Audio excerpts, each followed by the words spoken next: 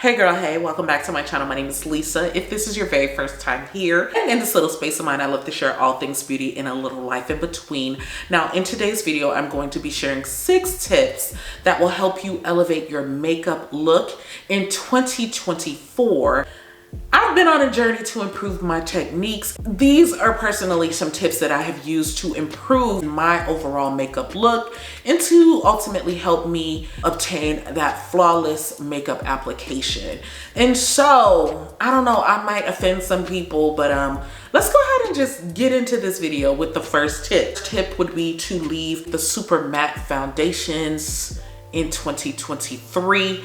In 2024, I just want to see more of us embracing more hydrating skin-like foundations, which have been plentiful in 2023. Many brands have introduced or reformulated their foundations to have more of a skin-like finish. And I do believe that regardless of your age, there is a foundation out there for you. Even if you don't want to fully involve yourself in a hydrating formula, I don't know, go ahead and try to embrace a hybrid formula. And when I say a hybrid formula, something that gives more of, and I think I personally made that term up. I don't know if there's such thing as a hybrid formula, but I'm referring to a formula that has more of like a soft matte finish. One in particular that gives that soft makeup finish, and it is probably one of the best foundation releases in the year,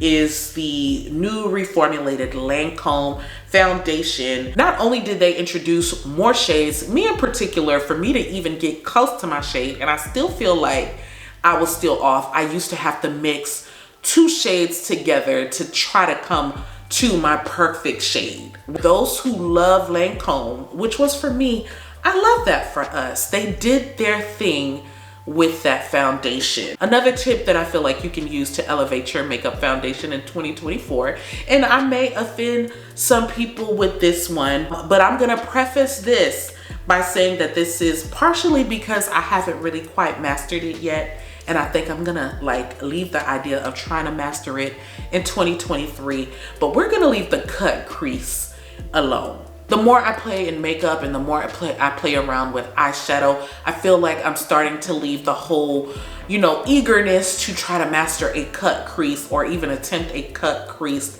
alone. I am getting an appreciation for just seeing eyeshadows naturally blend into each other. I don't know, there's just something about it that's just classic, timeless, and just overall beautiful that the cut crease, in my personal opinion, does not give.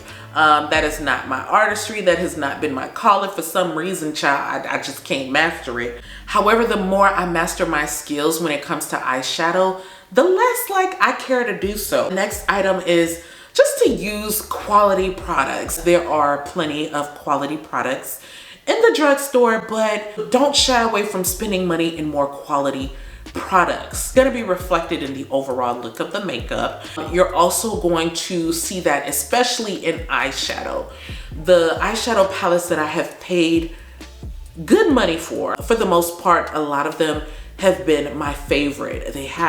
They're more blendable, they're more pigmented, they're more creamier, and it makes it easier for like a seamless blend, which gives you confidence in knowing, or at least thinking that you at least know what you're doing when it comes to using those types of products. One in particular has been the Anything Makeup by Mario that I have used has just been beautiful, blendable, and made me feel like I know what I'm doing. Patrick Todd, the Dimension, the matte palette, I can't think of the name, but the way that palette is organized, if you are a beginner in makeup, it is organized in a way that it lets you know like which one comes next, like the lightest to darkest, which aligns with the inner to outest, and also it has like those crease shades in there as well. I just feel like I don't know, you just go ahead and spend your money,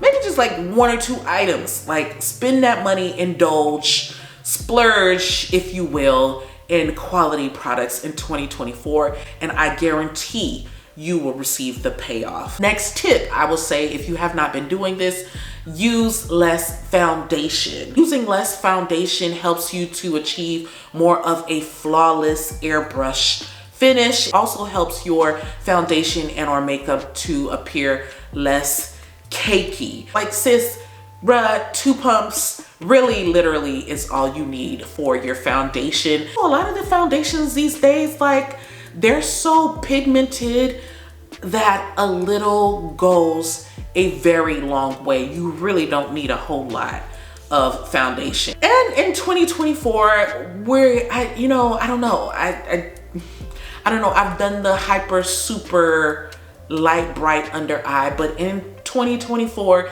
instead of going 2 to 3 shades lighter with your concealer, let's try 1 to 2.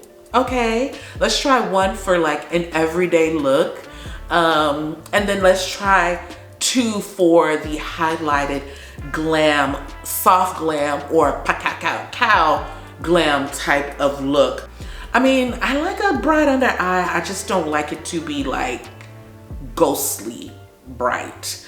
That took me some time to realize and to master and just to accept. But I don't know, maybe it's me and my age, but child, I'm not going like 3 shades lighter anymore, 2 shades lighter. It's gonna be like maybe 1.5, especially if it's a concealer that has like a large shade range. But I'm gonna go 1, maybe 1.5, possibly maybe even 2, or do a combination of the 2, a 1 and a 2 underneath the eye. And last but not least, stop contouring with shades that are too dark for your skin tone. In my personal opinion, when you go with contouring shades that are a little too dark, it can appear to be a little muddy. For me, gone are the days where I think that just because I am dark skinned, like I need the darkest of the darkest contour shades. In fact, like I don't. A contour shade that is maybe like 1.5 shades darker does just fine. It makes for like a more natural contour on the face, and I feel like that is all you need these days, especially when you have brands that are releasing contour products with more shades or with shade ranges that are more inclusive for deep skin women. But yeah, that is all. I feel like I got the 6 tips in. That is all that I have for this video. Let's go ahead and chit chat and kiki down in the comments below. Let me know if you found some of these tips helpful, if you agree with some of them. What are some of your tips that you feel like have taken your makeup application skills to the next level? And also don't forget to give it a thumbs up. It does help for it to become a little bit more discoverable out here in these YouTube streets. Also, if we vibe, don't forget to hit that button and subscribe, join the tribe, join the community, and make sure that you never miss a beat. And until the next video, peace.